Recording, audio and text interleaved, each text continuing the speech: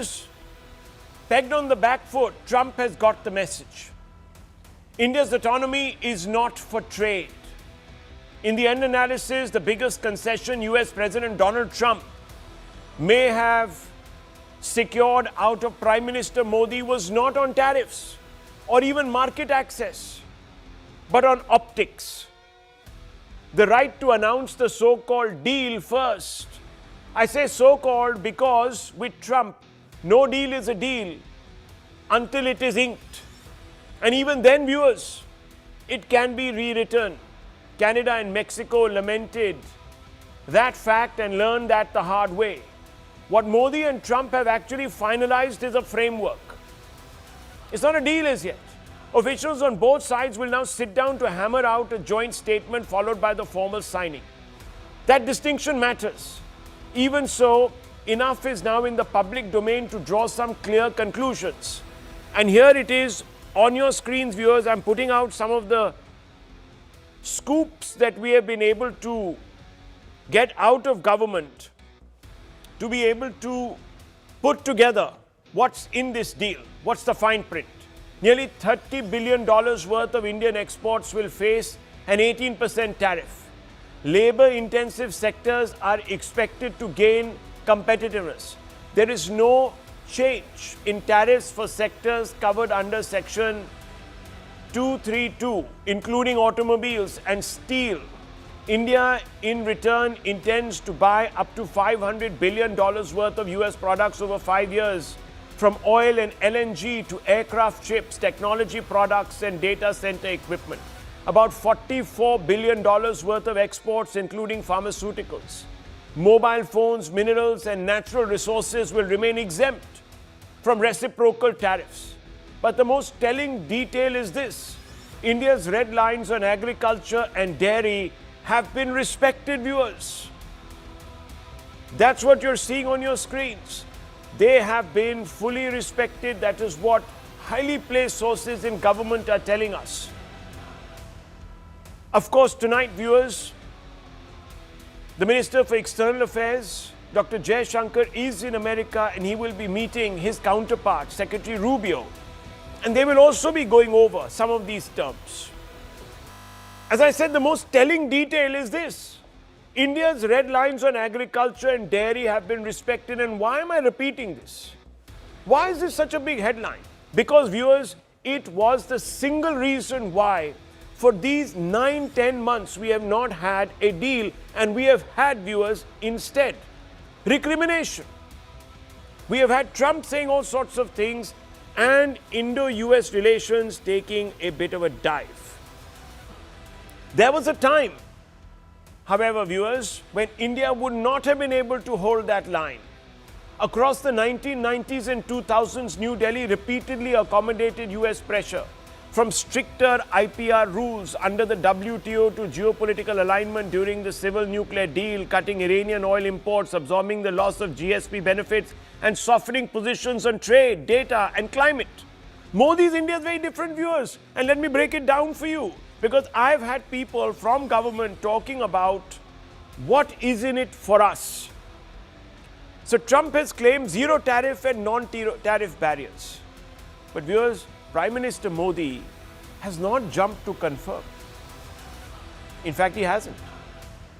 Trump has claimed stop purchase of Russian oil. But what we are being told is, viewers, that people first policy will continue to guide decisions on where India is going to purchase and from whom. In fact, India will buy US and Venezuelan oil, says Trump. But what we are being told is that India will buy oil at best prices from wherever it can. So if America wants us to buy their oil, they have to give us a very competitive price. That, viewers, is not surrender. That is striking a bargain. And you can only strike a bargain from a position of some strength, some leverage. Trump has claimed that Modi requested for a trade deal. What we know, and this is being put out, viewers, in several publications in America, that Trump pushed the deal after the India-EU pact.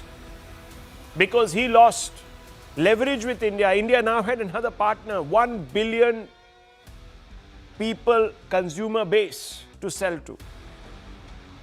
Trump has claimed that reciprocal tariffs were cut from 25% to 18%.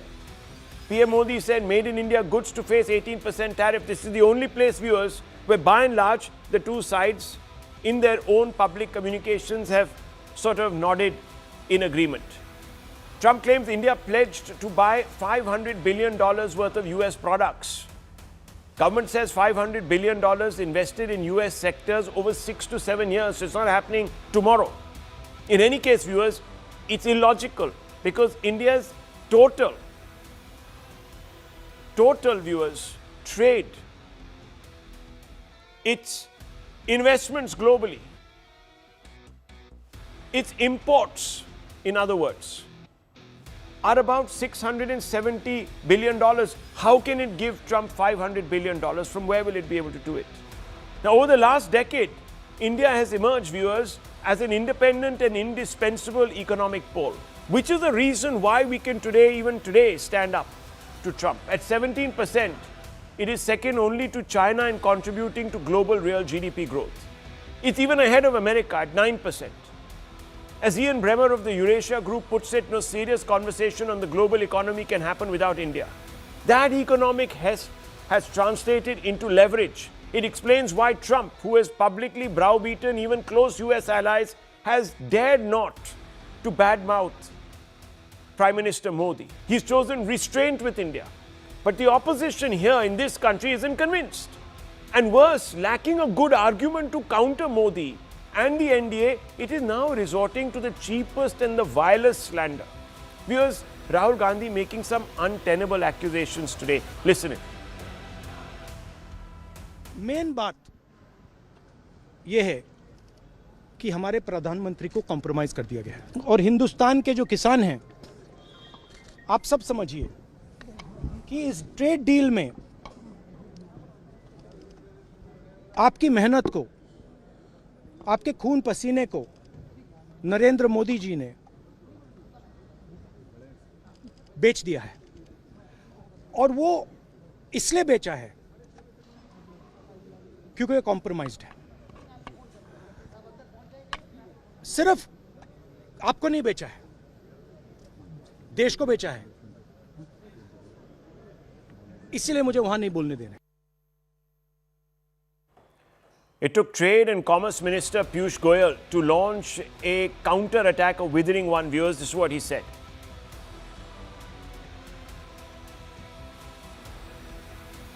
कि राहुल गांधी जैसे नकारात्मक सोच रखने वाले नेता देश को आज गुमराह या भ्रमित करने की कोशिश कर रहे हैं। मैं घोर निंदा करता हूं राहुल गांधी जी की। झूठ और फरेब के नाम पे वो लोगों को गुमराह करना चाहते हैं। उनको देश की तरक्की से कोई लेना देना नहीं। राहुल गांधी जी को क्या मिर्ची लगती है? राहुल गांधी जी को देश की प्रगति से नफरत है और उनके साथ जुड़कर डीएमके पार्टी के नेता हो, तृणमूल के नेता हो, उन्होंने जवाब देना पड़ेगा देश की जनता को कि इस नकारात्मक सोच के पीछे वो क्या चाहते हैं।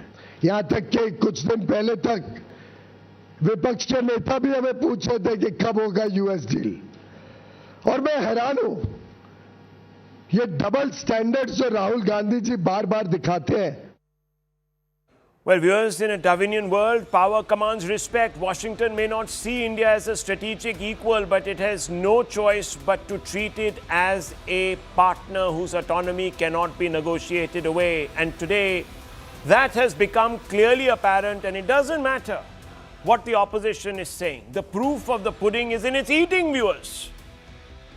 Who has come crawling?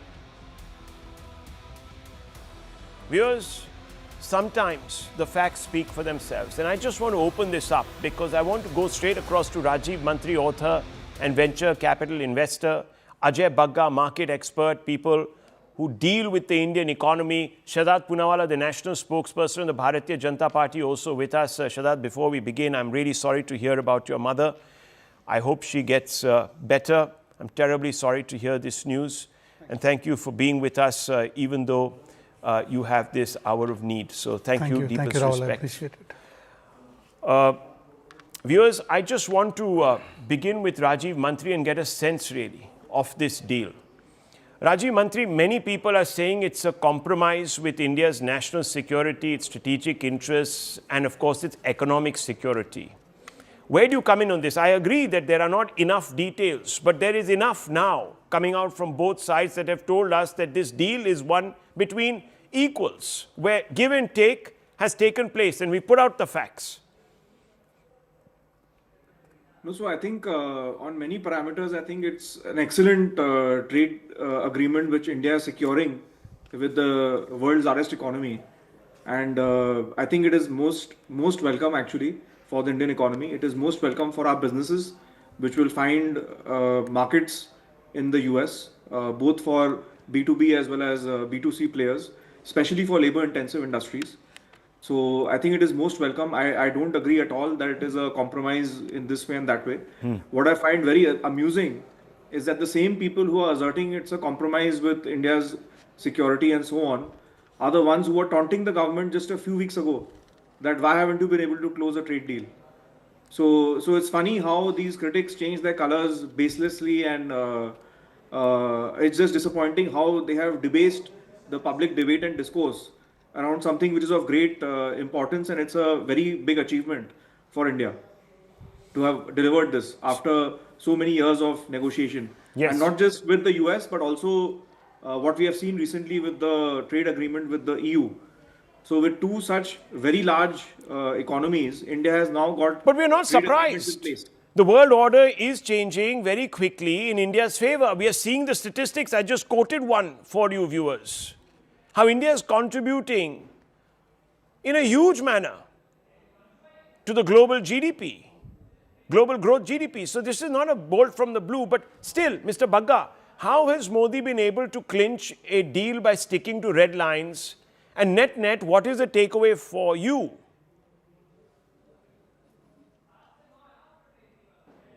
Yeah, Rahul, if we see the negotiating style has been old world diplomacy where back channel talks, backstage work has kept on happening while you maintained a very positive exterior for the front of the stage. Work has kept on happening, and there were a lot of stumbling blocks which India has addressed one after the other. So overall, the world is looking at this negotiation style.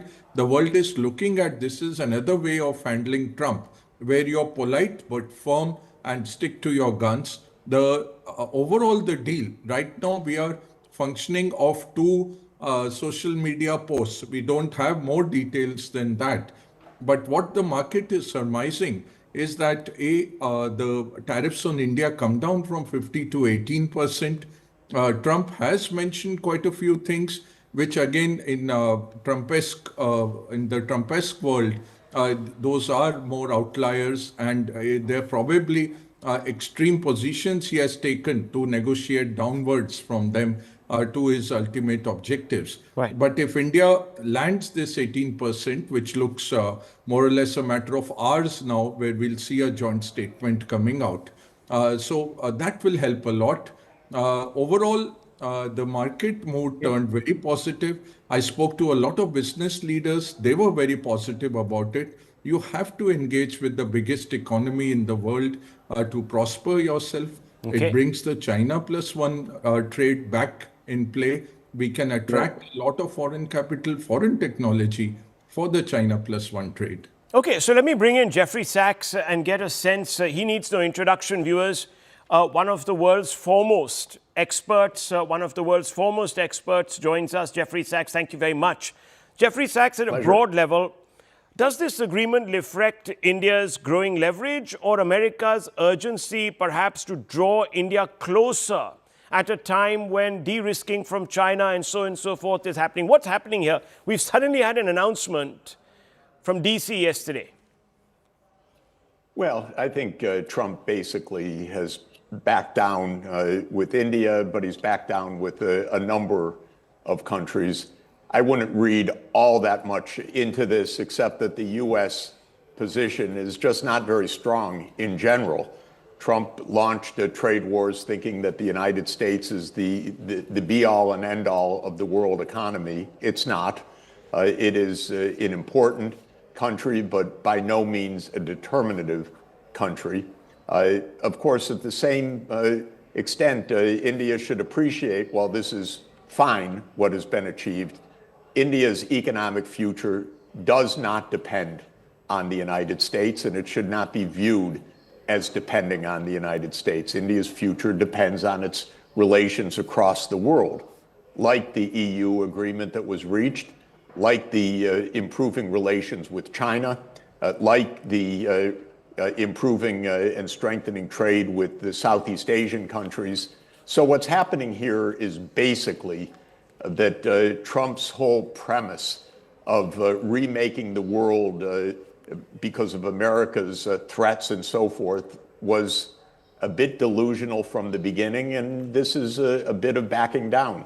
This is a fine agreement, but I would not overinterpret it as some kind of strategic success or new strategic alliance of India and the United States. It's an okay agreement with a very erratic U.S. government. So obviously the next question, of course, is what brought Trump off his high horse? Is it specifically the fact that India has been able to, in some senses, diversify its trade basket very quickly and therefore retaining some degree of leverage over Washington? Or is it just because Trump ran out of claims? He's already being hit by as you know, a squall at home because of the Epstein files and so on and so forth. So is it a bit of both? Is it all of these? What is it really? Yes, the Trump administration is not a successful government. It's not a popular government. Look at Prime Minister Modi. He's hugely popular. President Trump is not popular. He has a huge net disapproval rating. We have troops in our cities right now. We have people being killed by the paramilitaries in our own cities. The economy serves the super rich, but it doesn't serve the rest of Americans. So this is a rather unhappy phase for the U.S. All of Trump's machinations in the past year don't deliver anything for his economic base, nor are they going to, because they never made sense to begin with. They weren't strategic, they were short-term, they were tactical, and it may be, by the way, we still don't know, but the U.S. Supreme Court could rule that all of this outside of the law within days or weeks, something that I think from a legal basis they absolutely should do. Maybe they're going to cower from doing it on a political basis. But Trump is abusing his authority, but not in any strategic way. He's not popular. His approval ratings are going down because nothing that he's doing is really working. So when you say, is this a recalibration in some way, the answer is yes. But we have to say from the beginning, the entire line of attack on India was so mind-bogglingly stupid of the U.S. It made no sense from a strategic point of view, from an economic point of view, from no point of view.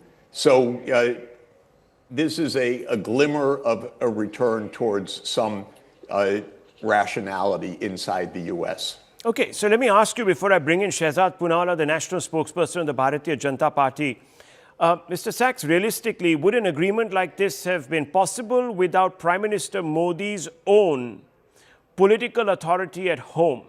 He commands the respect of millions and billions of Indians, which means that he is in a position to drive, wait, and drive a bargain or a deal when he thinks it is right. He clearly did a very, very good job. I'm not surprised. He usually does. And he did a very good job here.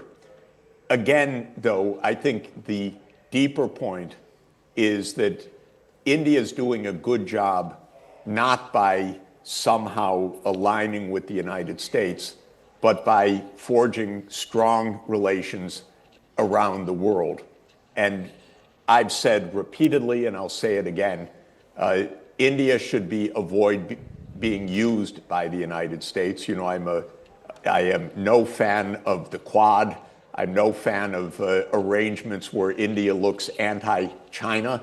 I think what is needed, India is a great power. It's one of the superpowers of the world. It's well led, and it needs good relations, of course, with the US if it can get them, with Europe, with Russia, with China. It shouldn't take sides, and I think that's the deeper strategy. I hope that's the strategy that India is following because it's the right strategy. Well, coming from US economist Jeffrey Sachs, it's high praise. But Mr. Sachs, before I bring in Shahzad Poonawala, it did strike me to ask you this question since you've touched upon it. Some Trump supporters and, very importantly, his own cabinet colleagues, you know, the people in his government, had said India will come crawling before long and will beg Trump for a deal. And opposition leaders here at home feel that India has surrendered. What do you make of this? Is this the case? No, India obviously did not surrender. We don't know all the terms. I hope that everything looks as it is. You can't believe Trump on anything he says, unfortunately. This is a sad reality, but this is no surrender. This is fine. And with an erratic US government, this was well done. But with all of the politeness and fulsome praise between the leaders, it is more important this year for India that it's the president of the BRICS, because the BRICS is the real story in this world, which is the fast-growing countries of the world building a multipolar world and not succumbing to delusions, unfortunately, from my own country, which still harbor the idea that the US can whip India around or make India part of America's anti-China policy and all this nonsense. The US government is incompetent. It didn't know what it was doing.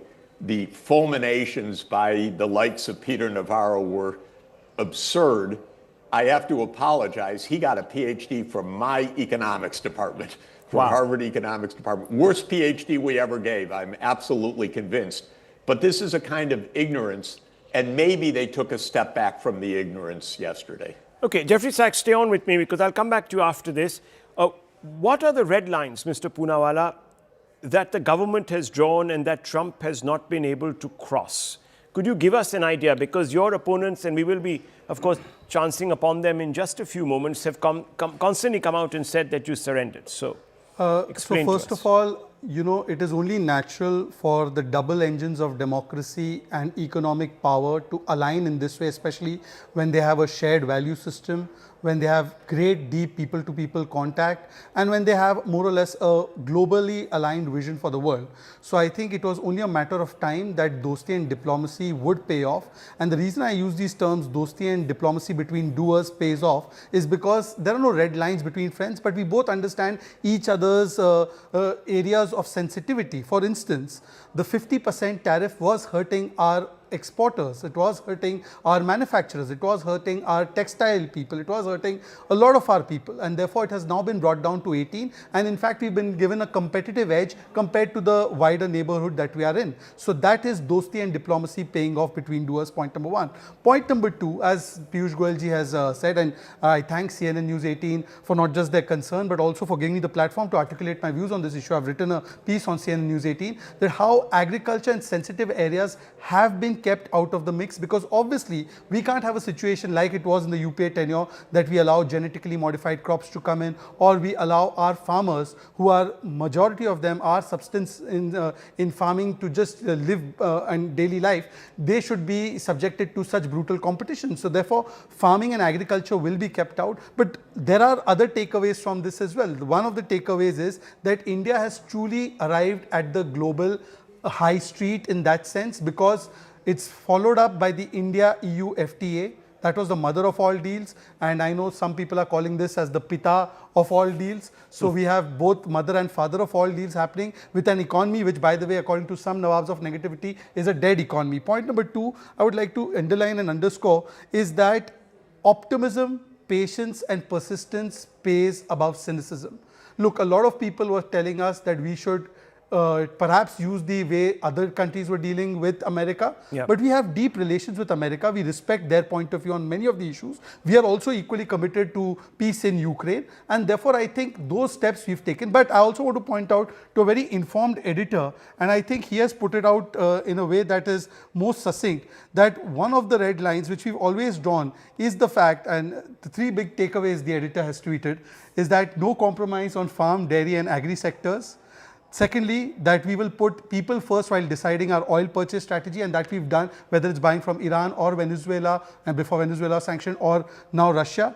And third, that we all want trade to grow, and over a period of time that trade will grow. It may achieve many targets. So I think that editor was you, and I think nobody could have put it more succinctly than you. Thank you, Shahzad. Thank you. Stay on with me, because very, very quickly, Jeffrey Sachs, before we let you go, do you think this is going to go through, or Trump can do another U-turn and do something weird? And if there is change in leadership in Washington, how resilient is this agreement going to prove to be?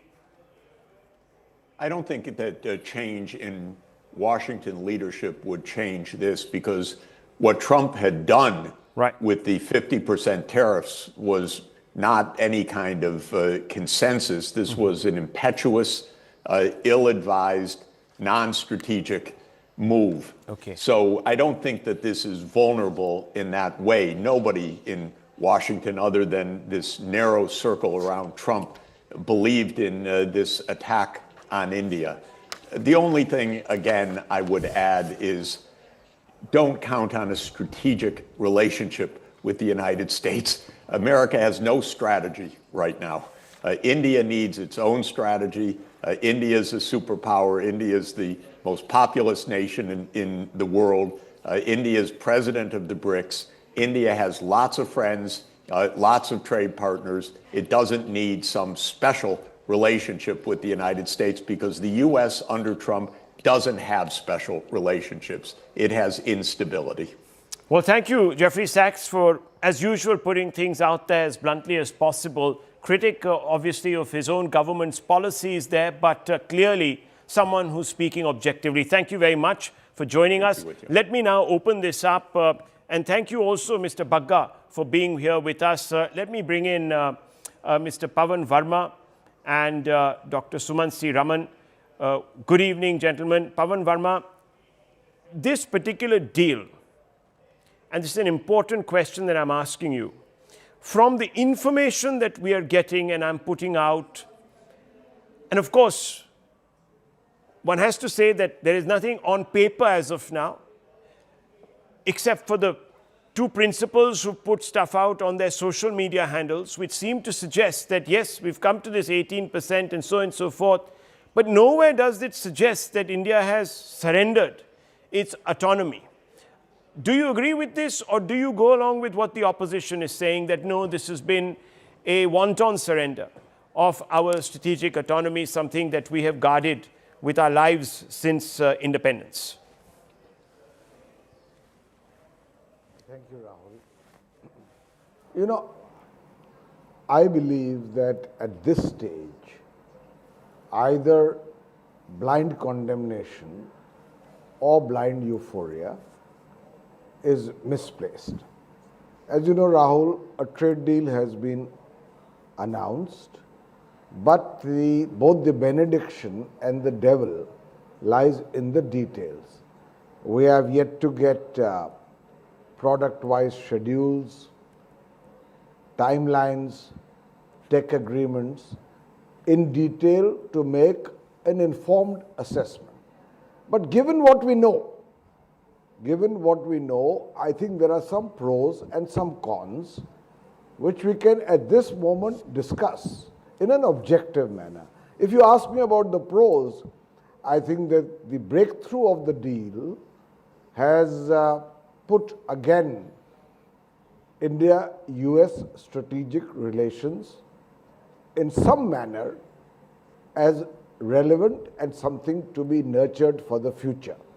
Secondly, I think without doubt it has boosted investor confidence. Thirdly, the fact that the punitive unfair tariffs of 50% have been brought down to 18% is good for our economy. There are sectors in our economy, such as textiles, gems and jewelry, footwear, pharma and chemicals, and some engineering products, which will benefit in terms of greater competitiveness from these reduced tariffs. Now, as against these pros, there are some cons, and I think we should think about them until all the details are on the table. First of all, in my view, the tariffs for India have been brought down to 18%. That's good. But just a year ago, they were 2.5%. And in this arrangement, the tariffs for US imports into India will be at 0%. So I don't think it's an entirely fair arrangement where Indian goods will be taxed at 18% and US imports into India will be at 0%. Secondly, I think there are some gray areas. Are we, as part of this agreement, expected to reduce the discounted fuel we buy from Russia? We get them at good prices. We don't know what are the demands made on it. You say from informed sources that we will buy from the cheapest source. But it's not only about price competitiveness. Does Venezuelan oil suit us, our refineries, or do we need to continue to buy from Russia? And if are there any constraints put on that? Thirdly, I think in my view, agriculture is a sensitive sector, Rahul. I'm not saying that we have crossed the red lines, but subsidized products from the United States coming in at 0% tariff into a primarily agricultural country. We have to see the details to see what so you're they saying will mean for our agricultural sector. Okay, very quickly, let me bring in. Address some of these points. Yeah. First of all, I also wanted to bring in Mr. Gupta, yes. Yeah, but very quickly. First of all, optimism is not blind euphoria. Now, let me address the 3 points he's made. He said 18% is better than 50%, but it was 2.5% a year ago. But this 18% has to be seen in the context of what China is paying, that's 34%. What the other Southeast Asian or South Asian countries are paying, which is about 20 to 25%. So it's in a context that tariffs operate. And by the way, this is a peak tariff. So it's not that every good of America is going to come in at 0%. There might be some that might come at 0%. Some of ours might also go in at 0%. Which is what we are being told. That's right. It doesn't work like this. For instance, a Ford car, a car made in America is not going to come in at 0%. Nobody believes that. So I'm sure Pawanji is much smarter than that. He's been a diplomat. Secondly, then he said that discounted Russian oil. Let me tell you the stated government position of India. We have made it very clear on these issues that our imports of oil are based on market factors done with the only and overall objective of ensuring the energy security of 1.4 billion people of India. This is the official stand of the government of India, made at an earlier time. And today also, forget everybody else. Kremlin has issued a statement saying that they have found no communication from India. By the way, I was watching a conversation with Zaka in the morning, and 75% of Russia's oil comes from 2 or 3 companies which are sanctioned. Now, if it becomes unaffordable for us, at one point Iran oil was affordable. It became unaffordable, we went somewhere else. So as market forces determine whatever is for the energy security of my country, I will do it. Thirdly, subsidized products into an agri market. No, agriculture is going to be kept protected. The assurance has come from the minister. I think we should wait for the details to come out before coming and speculating. Okay, Mr. Gupta and Dr. Raman. Yes, Mr. Gupta. Good evening, Rahul. You know, a very interesting question was asked that if our refineries can even process oil from Venezuela, the Jamnagar refinery, one of the biggest in the world, ranks very highly on the Nelson Complexity Index. In fact, it's ideal to process the kind of heavy crude that comes from Venezuela. So I don't know where this question comes from. Number two, yes, we need the fine print of the FTA, but my problem is people are drawing all sorts of wrong conclusions. When we say $500 billion worth of goods, we're not saying it at 0%. The FTA would be discussed, the trade deal would be discussed. The tariffs would vary from category. Right now, even for the agricultural products that we import from the US, the tariffs range from 30% to 150%. So, you know, you have to look at how the trade deal is negotiated, how the final tariffs come into play. And even for our side, some of the tariffs would get reduced. Number 3, on the Russian oil. People forget that in 2022, you had a Democrat president in the White House. We defied the Europeans, the Americans, and we continued to import oil from Russia. We, in fact, increased our exports across 22 2023. So I don't know why people have this fear that now committing to not buying Russian oil will suddenly take the whole idea of market forces away from Indian policy making. If we get better price somewhere, we'll obviously go for it. Number 4, there is a confusion going on, Rahul, and I want to address this. People are confusing opening up the agri and dairy sector with importing certain agricultural goods. Let's be very clear. We import agricultural goods worth $1.7 billion roughly from America, which majorly includes dry fruits, which includes some dairy products where our farmers are not being hit, we're not being forced to compete, and some other products. Now, you can expect tariffs in these categories to go down. Even cotton is one of the exports, but we produce far more cotton than we import. So we need to understand opening up dairy sector is not the same as reducing tariffs on certain agricultural goods that come from America. That's all. Okay, so Dr. Raman, where's this talk coming from? I think it's a bit premature that this has been a surrender. Okay, Rahul, despite what Mr. Gupta, Mr. Poonawala, and all the others have said, except for Mr. Piyush Goyal's press conference, where about 95% of the time was spent on attacking Rahul Gandhi, we have not had any official statement from the government. We, of course, had the usual, quote-unquote sources speaking, which usually starts off when the government doesn't want to say something directly. So the sources are called into play. My point is very simple. We do not know the terms of the deal. Everybody in this conversation agrees we do not know the terms of the deal. So all we have to go now are 2 posts on X, one by President Trump and one by Prime Minister Modi. We don't have anything else. We have Mr. Piyush Goyal's We have trade data. No, excuse me, sir. Let me finish.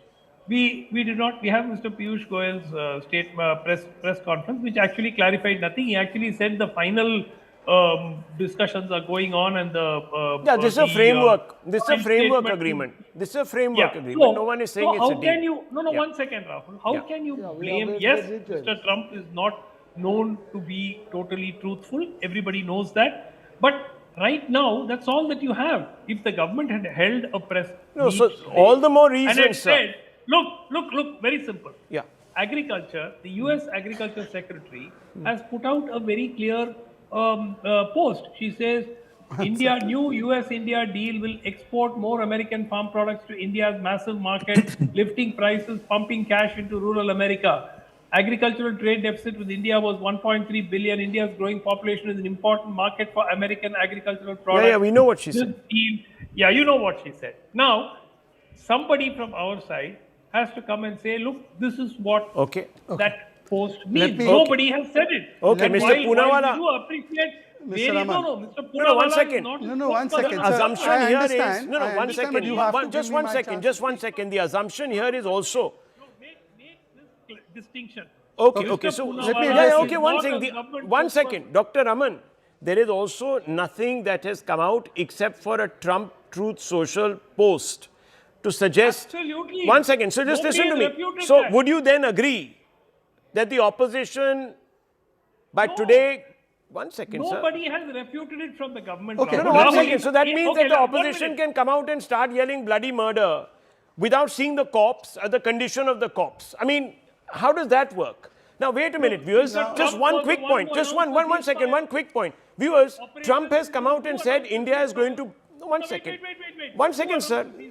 Then he will not allow me to get a chance to speak only because this is what he wants. He does not want to hear the facts. Let me come in, Rahul, very quickly. Now, I'm going to quote Sumansi Raman. You have to be fair in this debate. You spoke your turn. I heard you out. Now, when it is time for a rebuttal, you don't allow anybody else to speak. Rahul, this can't be the way to do this debate, especially on your channel. Okay, just 30 seconds, Mr. No, Dr. you can't be indulging him. How is this fair? 30 seconds. But he does not finish in 30 seconds. He already got his time. No, I don't want to indulge him. I don't want to yield. I want to give my point, then he can come back in. Now, first of all, quoting Mr. Sumansi Raman, he said that terms of deal have not been finalized. Yeah. So then when they have not been finalized, how does he know that we have surrendered our agricultural interests? He is contradicting himself. Let me complete. Secondly, he says that the Indian side has not given a formal statement. Although Piyush Goyal is the minister in charge, came and did a press conference, that's not formal. But an agricultural secretary has put on Twitter something that is considered to be the gospel truth. Please, sir, please listen to the full statement, then you can come in.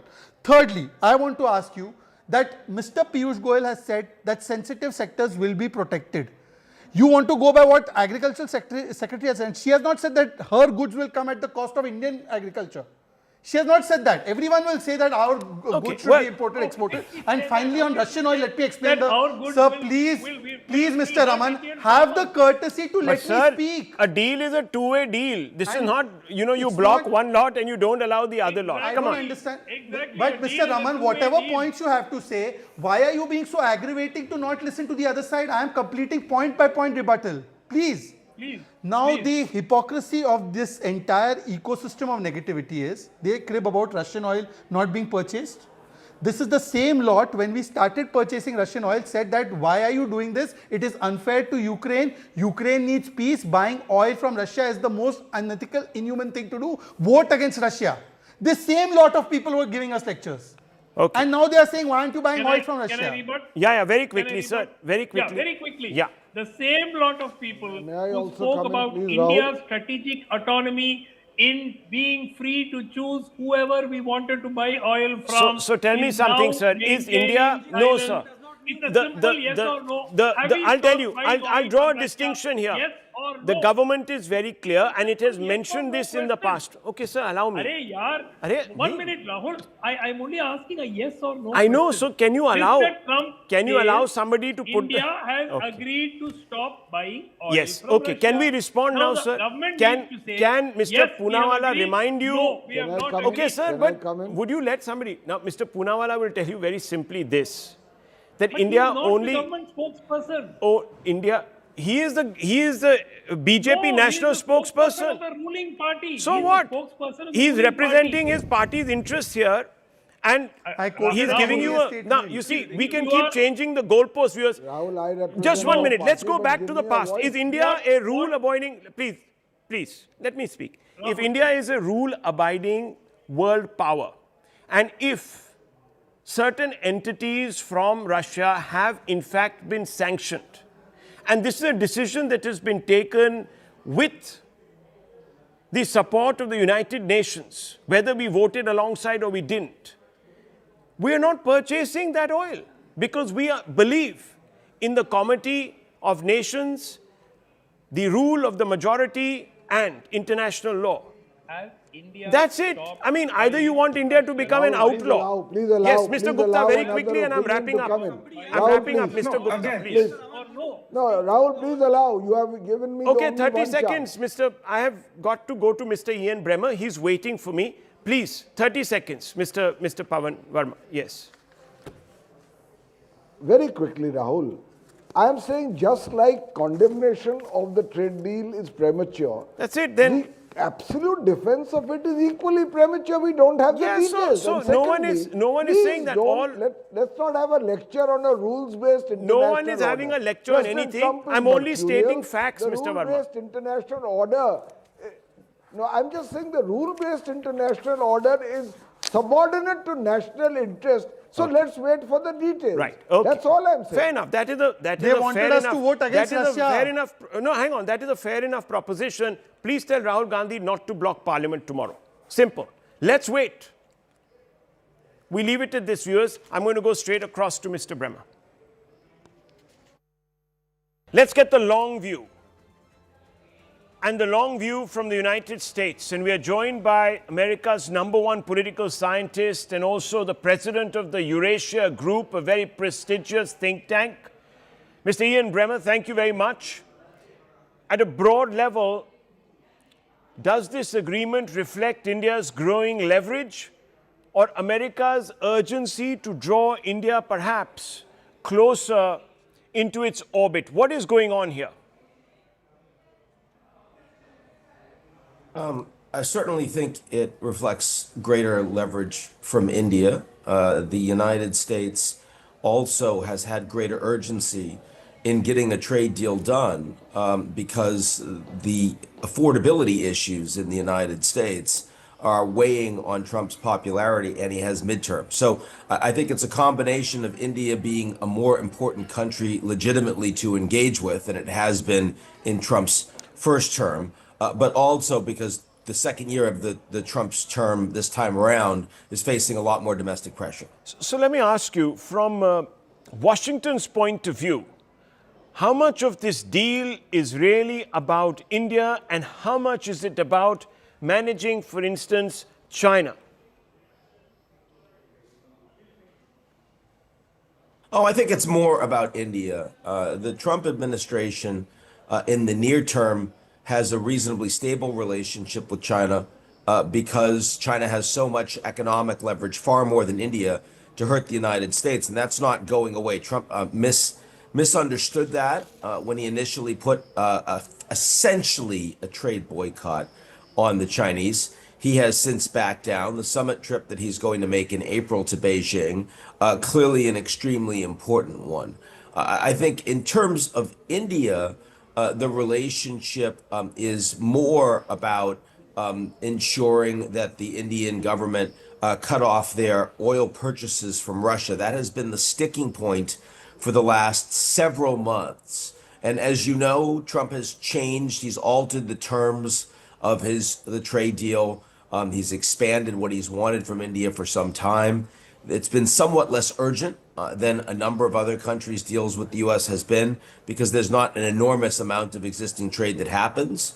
The Quad was never in danger. It was mentioned in America's national security strategy back in December, and that was seen to be stable. So for all of those reasons, I don't think that balancing China, although it's important geostrategically, it wasn't a principal driver of the negotiations that we've seen in the past few weeks and months. Well, let me ask you this question because it's come to many people. Even without access to the fine print, does this deal appear to give India more room to maneuver internationally, or does it tie India more closely to US priorities? In other words, does it restrict our strategic autonomy? It's not just this deal. I think that India's deal with the European Union that was just announced between Modi and Ursula von der Leyen, I mean, that provides more leverage to India. India's natural gas deal with the UAE provides more leverage. India is increasingly seen as a country that is prepared to engage with every country around the world, particularly in terms of improving the state of its economic relations and opportunities with those countries. The United States is the latest, and so it's making the headlines today, but it's certainly not the only. And I think if we put all of that in context, that's where we see India's greater capacity to assert itself on a global stage. Increasingly, the world is unilateral, unipolar. On the security side, the United States is still today the only country that can actually leverage its military power all over the world. No other country is close, though China is second. But economically, today the world is multipolar, and it is India that is increasingly one of those poles. The European Union, the United States, China, but India as well. You can't have a conversation about the global economy and what global architecture looks like while ignoring India. And honestly, even 5 years ago, you could. So that, I think, is a really significant change. It has to do with the growing size of India's economy, but also the consistency of India's domestic economic reforms and foreign policy under a decade of Prime Minister Modi. So the credit goes to Narendra Modi, but I want to ask you because could we then say that the United States is treating India or beginning to treat India as some sort of a strategic equal? Could we make that leap? No, I'm not saying that. A strategic equal, the only country that President Trump is remotely doing that with is China. And that was only because they hit the Americans back hard in ways that were kind of existentially threatening for Trump, not just on the tariffs in the reciprocal fashion, but specifically on critical minerals and their capabilities with cyber and on pharmaceuticals. India has none of that. They don't have that leverage. Remember, after Trump met with Xi Jinping, he referred to the U.S.-China relationship as a G2, a formulation that was not reciprocated by the Chinese. He's never described India in that way, and he wouldn't. So no, I wouldn't call India a peer from Trump's perspective, but I would say that they are a meaningful partner on the global stage. And certainly Trump treats them with a lot more respect and treats Modi with a lot more respect than he has treated a lot of his closer allies, like the Canadians and like many of the Europeans. So there are two things that are being said here, viewers. Number one, that India under Modi has now carved out a space for itself where it can't be ignored. And number two, that Trump treats Modi differently. He treats him in a different manner to perhaps even other allies. And so, Mr. Brahma, I have to ask you, the Trump-Modi relationship, since you're talking about, is often described as unusually personal. How much does that matter in deals of this scale? Did it have a role to play, this association? I think it was unusually personal in Trump's first term, where both men got along well, attended that Howdy Modi rally back in Texas, which was wildly popular. I think that today it is more about, because Trump did put those tariffs on every country pretty much around the world, and it was in the last month, it was the new ambassador to India, Sergio Gore, who was kind of essential in getting this over the line. I don't think that the personal relationship between Modi and Trump played out as clearly. And I also am not as convinced that it exists to the same degree. There are a number of things that the United States has done. You'll remember Trump has engaged much more with Pakistan, and he's welcomed the Army Chief of Staff to the United States and met with him on a couple of occasions. Once was over 2 hours, that meeting. That there are some financial dealings with the Trump family that underpin that. That clearly antagonized Modi directly. Also, Modi was not happy when he felt that after phone calls with Trump, the readout from the American side and from Trump himself did not reflect what Modi had committed to, and that's why the two men did not speak one-on-one for quite a while. So I think that the relationship is, on the personal side, is really not close to where it was in Trump's first term. But that hasn't really hindered the ability of India to get to yes in this negotiation.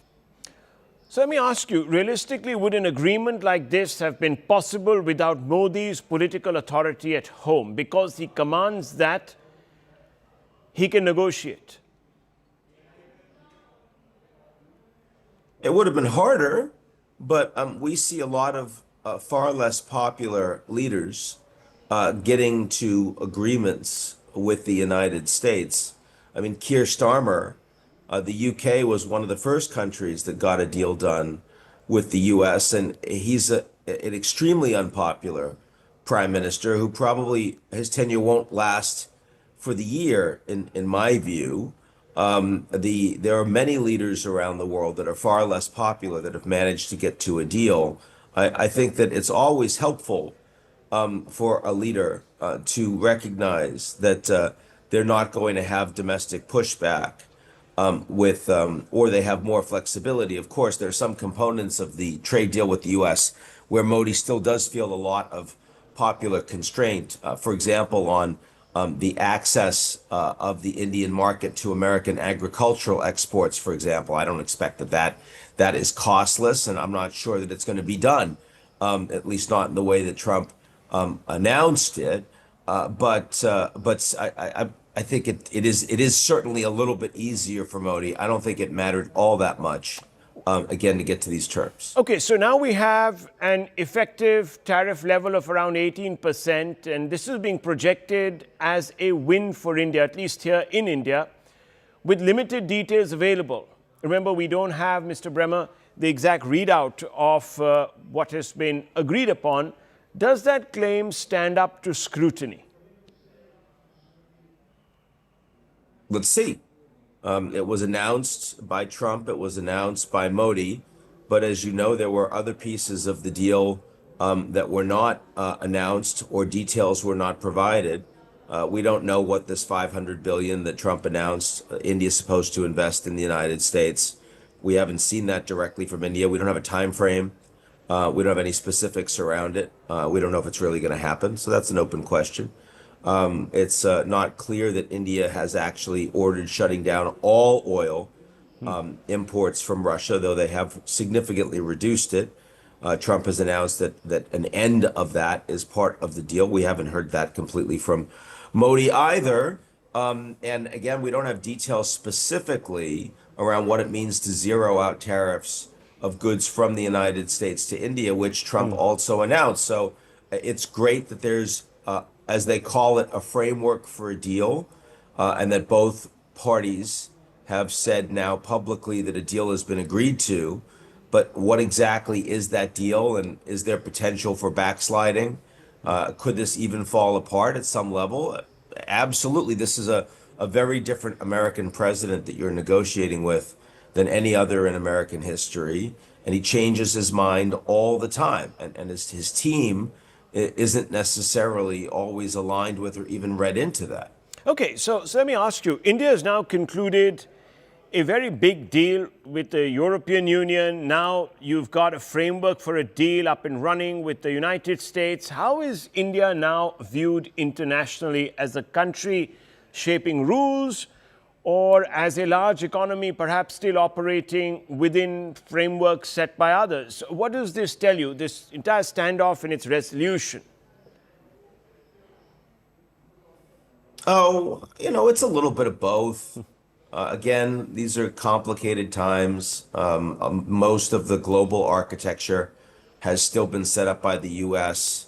The Board of Peace that Trump put together is a nascent competitor to the UN, but it's most countries aren't going to join it. It'll still be the UN. That's the framework. The World Trade Organization is weaker than it used to be, but that's still the framework for arbitration and resolution of trade disputes. There's not a new such framework coming together.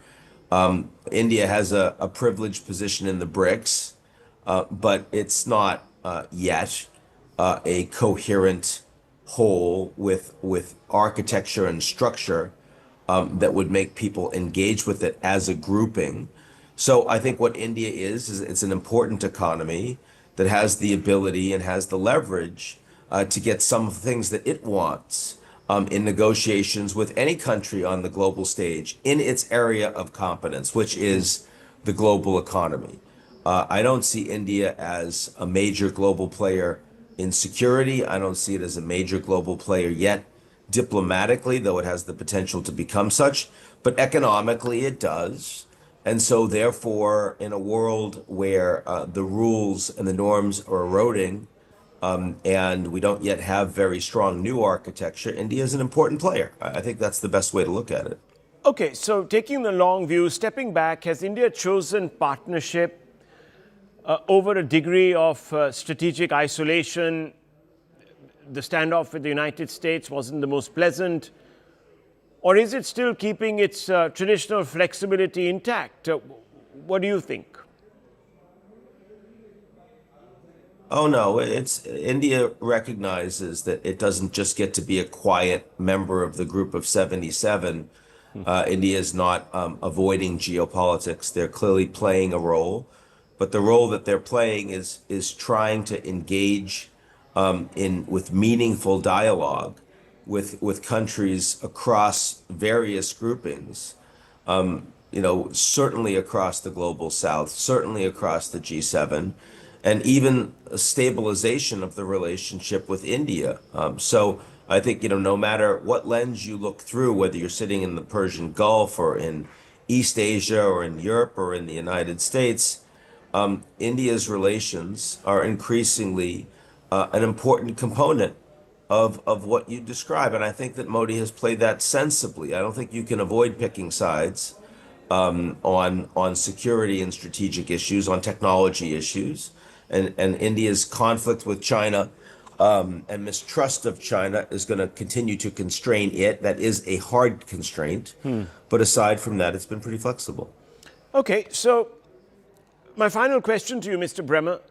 Some of Trump's colleagues in his cabinet or in his group of ministers have said that Modi and India would come crawling back to the table. And opposition leaders here in India say that Modi has surrendered. Is this true? How is it looking to you? Not particularly. I don't think that this is, Trump doesn't see India as an equal, and Trump may well squeeze India now that the terms have been announced, because there is a big gap between what Modi is saying and what Trump is saying. That's the danger. What we saw yesterday, I don't think reflects India crawling or India in a position of supplicant. But what we see over the next few weeks might, depending on how Trump plays it, and Modi's going to have to be careful. It's not his first rodeo. He knows what Trump is like. But as I said, a deal with Trump is never a deal until it's inked. And then even then, the terms can change. You may remember that Trump announced that the U.S.-Mexico-Canada agreement he thought was the best trade deal ever. He was the one that was behind it. He was the architect. He took credit for it. Then he becomes president again in 2024, and he changes the terms regularly. And so that can happen to India at any given time. Well, Mr. Bremer, thank you very much for speaking to us and giving us that very nice and detailed perspective on what has actually gone down over the last 24 hours. We leave it at this. Thank you very much.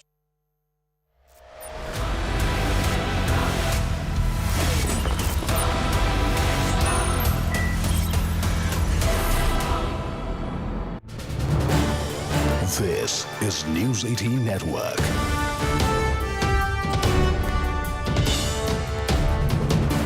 India's largest news network.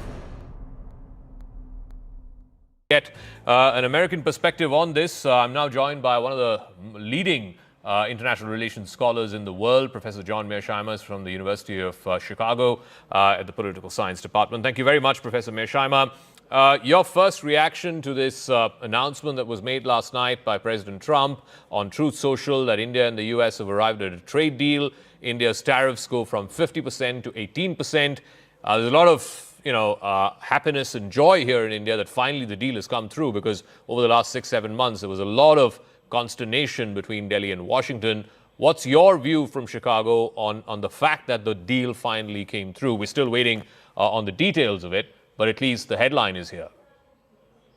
Yeah, when I first heard about the deal, I thought it was excellent news, because obviously the United States and India have a strategic and economic set of interests in having good relations. And what's happened over the past year is disastrous. So it sounded like real progress was being made to fix things. But it's not clear exactly where this all leads, because, as we say in the United States, the devil is in the details. And there are hardly any details here at all. And to the extent that there are details, they're details that were laid out by President Trump in his Truth Social piece that came out yesterday. And if you look carefully at what that says, I mean, although there are not many details, it doesn't look like such a great deal for India. He's talking about